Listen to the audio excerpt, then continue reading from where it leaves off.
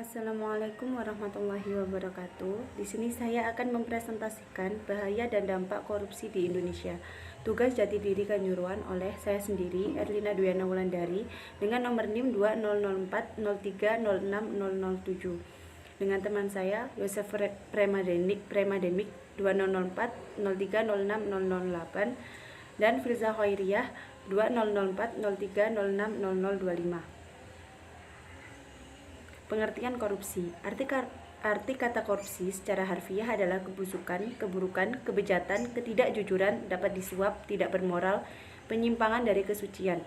Istilah korupsi yang telah diterima dalam perbendaharaan kata bahasa Indonesia adalah kejahatan, kebusukan, dapat disuap, tidak bermoral, kebejatan, dan ketidakjujuran. Pengertian lainnya, perbuatan yang buruk seperti penggelapan uang, penerimaan uang sogok, dan sebagainya. Baharudin Lopa mengutip pendapat David M. Chalmers menguraikan istilah korupsi dalam berbagai bidang, yakni yang menyangkut masalah penyuapan, yang berhubungan dengan manipulasi di bidang ekonomi, dan yang menyangkut bidang kepentingan umum. Dengan demikian, dapat disimpulkan pengertian korupsi adalah suatu perilaku kejahatan seperti penggelapan uang, penerima sogok, dan menyuap yang berhubungan dengan manipulasi di bidang ekonomi dan menyangkut kepentingan umum.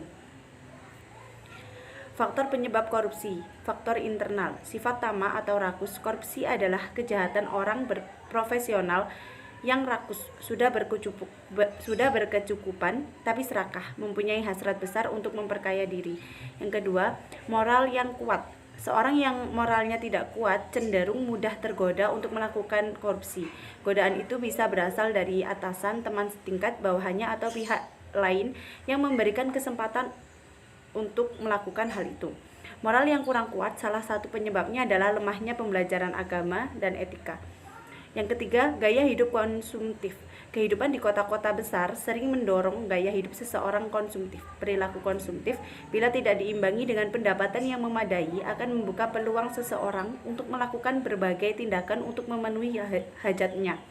Yang keempat, penghasilan yang kurang mencukupi. Penghasilan yang sewajarnya dan upaya untuk memenuhi kecukupan ternyata sulit akan menjadikan peluang besar korupsi, baik korupsi waktu, tenaga, ataupun pikiran. Yang kelima, kebutuhan hidup yang mendesak. Dalam rentang kehidupan ada kemungkinan seseorang mengalami situasi terdesak dalam hal ekonomi. Keterdesakan itu membuka ruang bagi seseorang untuk mengambil jalan pintas, di antaranya dengan melakukan korupsi. Kehilangan pekerjaan dapat menyebabkan seseorang terdesak dalam segi ekonomi. Selanjutnya, yang pertama, faktor sejarah.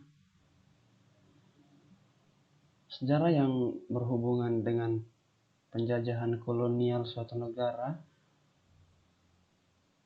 merupakan salah satu faktor yang dapat menentukan tingkat korupsi. Kolonialisme dalam sebuah negara memberikan efek pembentukan sistem kelembagaan di negara tersebut. Yang kedua, faktor ekonomi. Negara dengan tingkat korupsi yang tinggi memiliki karakteristik sebagai negara berkembang dan negara transisi, negara dengan tingkat pendapatan yang rendah, dan negara yang memiliki sistem perekonomian tertutup. Faktor budaya.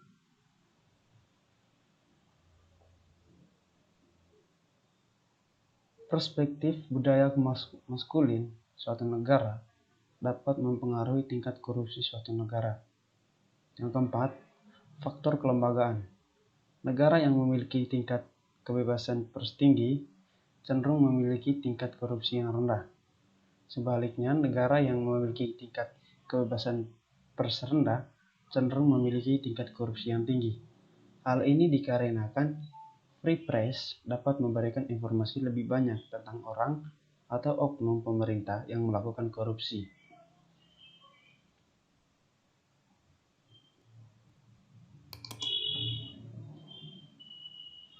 Selanjutnya, bahaya korupsi. Yang pertama, bahaya korupsi terhadap masyarakat dan individu. Korupsi mengakibatkan masyarakat menjadi kacau. Tidak ada sistem sosial yang dapat berlaku dengan baik. Setiap individu dalam masyarakat hanya akan mementingkan dirinya sendiri atau self-interested, bahkan selfish, dan tidak akan ada kerjasama yang persaudaraan yang tulus. Yang ke B, bahaya korupsi terhadap generasi muda. Salah satu efek negatif yang paling berbahaya dari korupsi pada jangka panjang adalah rusaknya generasi muda. Tindak korupsi yang sering terjadi membuat generasi muda beranggap korupsi sebagai hal yang biasa, bahkan akan menjadi budaya, sehingga perkembangan pribadinya menjadi terbiasa dengan sifat tidak jujur dan tidak bertanggung jawab. Yang ke C, bahaya korupsi terhadap politik. Korupsi akan menghasilkan pemerintahan dan pemimpin masyarakat yang tidak legitimati di mata publik. Jika demikian keadaannya, maka masyarakat tidak akan percaya terhadap pemerintahan pemimpin tersebut. Akibatnya, mereka tidak akan patuh dan tunduk pada otoritas mereka. Yang ke D, bahaya korupsi bagi ekonomi bangsa. Korupsi mengakibatkan kekurangnya investasi modal dalam negeri maupun luar negeri, karena investor berpikir dua kali untuk membayar biaya yang lebih tinggi dari semestinya dalam berinvestasi, misalnya untuk menyuap pejabat agar dapat diizin. Yang ke E, bahaya korupsi bagi birokrasi. Korupsi juga menyebabkan tidak efisiennya birokrasi dan meningkatnya biaya administrasi dalam birokrasi. Terlaksananya kualitas pelayanan pasti akan sangat jelek dan pengecewaan publik. Hanya orang yang berduit yang akan dapat layan baik karena mampu menyuap.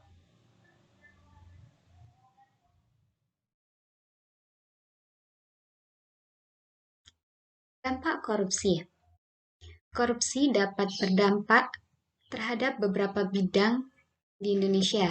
Yang pertama, berdampak di bidang ekonomi. Korupsi dapat menghambat investasi dan pertumbuhan ekonomi. Korupsi dapat melemahkan kapasitas dan kemampuan pemerintah dalam program pembangunan untuk meningkatkan perekonomian. Korupsi juga meningkatkan utang negara. Dan korupsi dapat menurunkan pendapatan negara serta menurunkan produktivitas. Yang kedua, dampak korupsi terhadap pelayanan kesehatan. Dampak korupsi di bidang kesehatan antara lain berupa tingginya biaya kesehatan, tingginya angka kematian ibu, dan tingkat kesehatan masih buruk. Yang ketiga, dampak sosial dan kemiskinan masyarakat. Korupsi juga dapat meningkatkan kemiskinan. Korupsi dapat meningginya atau meningkatkan angka kriminalitas. Dan yang ketiga, berdampak terhadap demoralisasi, yaitu merosotnya atau menurunnya moral atau akhlak seseorang yang tercermin pada perilaku yang bertentangan dengan norma dan nilai di dalam masyarakat. Dan yang keempat, dampak korupsi terhadap birokrasi pemerintahan. Yang pertama, korupsi menghambat peran negara dalam mengatur alokasi.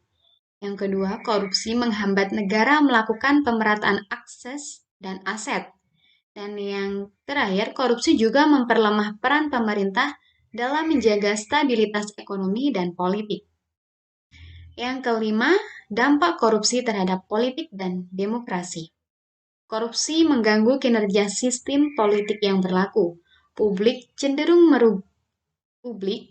meragukan citra dan kredibilitas suatu lembaga yang diduga terkait dengan tindak korupsi. Selanjutnya, upaya pemberantasan korupsi. Ada 5 cara untuk memberantas korupsi. Yang pertama itu dengan konsep carrot and stick. yaitu konsep pemberantasan korupsi yang sederhana yang keberhasilannya sudah dibuktikan di negara RRC dan Singapura. Carrot adalah pendapatan neto pegawai negeri, TNI, dan Polri yang cukup untuk hidup dengan standar sesuai pendidikan, pengetahuan, kepemimpinan, pangkat, dan martabatnya, sehingga dapat hidup layak. Stick adalah bila semua sudah dicukupi dan masih ada yang berani korupsi, maka hukumannya tidak tanggung-tanggung. Yang kedua, yaitu gerakan masyarakat anti korupsi, yaitu pemberantasan korupsi di Indonesia saat ini perlu adanya tekanan kuat dari masyarakat luas dengan mengefektifkan gerakan rakyat anti korupsi. LSM, ICW, ulama NU, dan Muhammadiyah ataupun ormas yang lain perlu bekerja sama dalam upaya memberantas korupsi, serta kemungkinan dibentuknya koalisi dari partai politik untuk melawan korupsi.